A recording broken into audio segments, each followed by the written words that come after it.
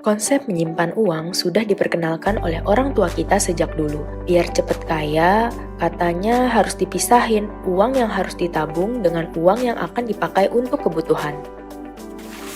Cerdas mengelola keuangan akan memudahkan kita untuk segera mencapai tujuan finansial dan bikin kita merasa cukup aman di kondisi yang serba nggak tentu seperti sekarang ini. Nah, seringkali kita dihadapkan dengan dua pilihan untuk menyimpan uang, yaitu dengan menabung dan berinvestasi. Sudahkah kita mengenal bedanya? Mana ya yang perlu didahulukan? Dilihat dari pengertiannya, menabung adalah suatu kegiatan menyimpan uang dalam tempat tertentu sebagai cadangan kalau kita butuh sesuatu. Penyimpanan uang dalam hal menabung biasanya digunakan untuk memenuhi tujuan jangka pendek, yaitu sekitar 1-3 tahun. Kalau dulu kita biasanya nabung di celengan, sekarang umumnya kita lebih memilih untuk menabung di bank, karena bakal lebih aman ya.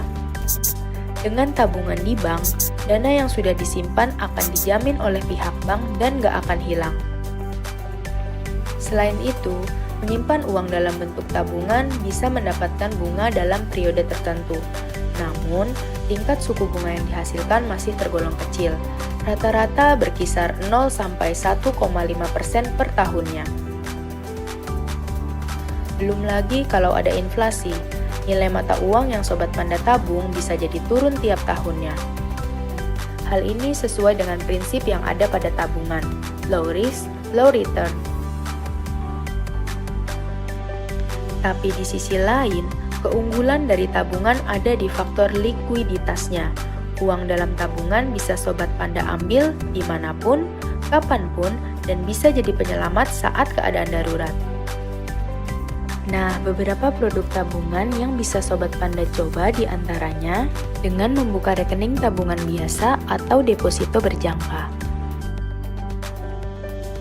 Investasi adalah penanaman uang atau modal dalam suatu perusahaan atau proyek yang bertujuan untuk memperoleh keuntungan. Kalau menabung hanya sebatas menyimpan uang, dalam investasi ada aktivitas penanaman modal.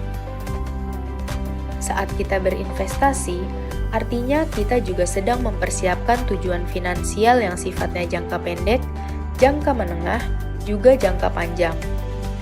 Contoh, mempersiapkan biaya pernikahan, dana pensiun, atau dana pendidikan anak.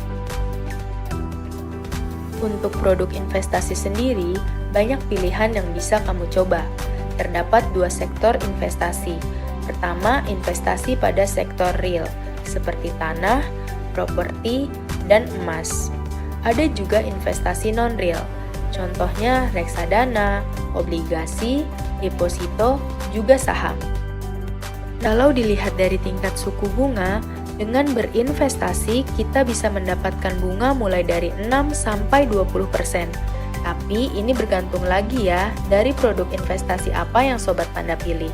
Jangan sampai kalian berinvestasi hanya karena tergiur dengan keuntungan yang besar. Karena dalam investasi ada yang dikenal dengan high risk, high return. Semakin banyak uang yang Sobat Panda investasikan, bisa semakin banyak keuntungannya.